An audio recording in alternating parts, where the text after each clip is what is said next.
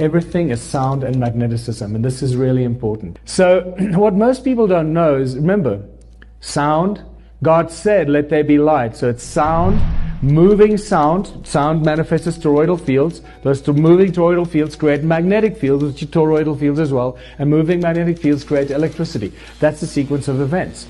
But this tells us that because sound creates magnetic fields, it means everything must have a must be magnetic in some sort. And in some sort of way. And if it's not, there's a very specific reason why it's not magnetic. So here's an example. You might not think of water as being magnetic, but it is. And so are graphite, aluminum, and glass. Aluminum is a good example of a paramagnet. And so is oxygen, which is attracted to magnets. Here, I have a few milliliters of liquid oxygen, which sticks to the magnet. I'll explain why later. Gadolinium oxide and cupric sulfate are good examples of paramagnetic substances. Cupric sulfate is a salt that can be picked up by a magnet. Here is a picture of an electron. There's a picture taken about a decade ago. They tell us that this is a light beam or electron riding a light beam.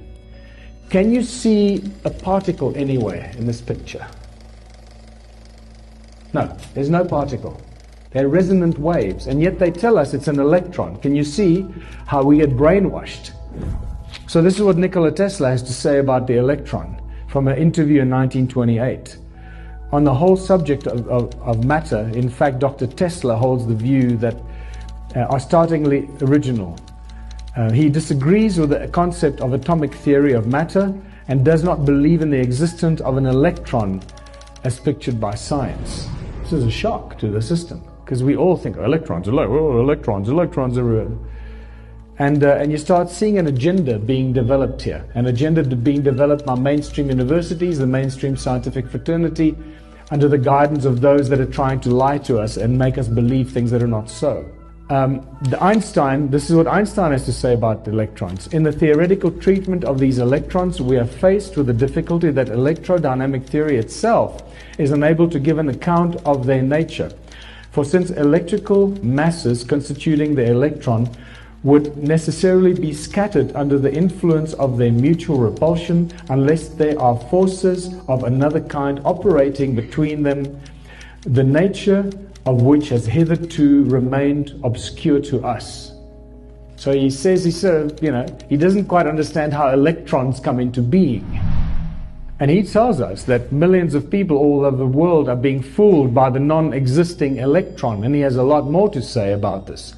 And you start seeing that scientists and inventors and researchers over the last 200 years have been vehemently opposed to this whole concept of an electron and the atomic structure that has been forced down our throats and through all our educational institutions, that we just take for granted and we accept because we believe the guys that teach us this to be smart and they're not lying to us. We just accept the stuff.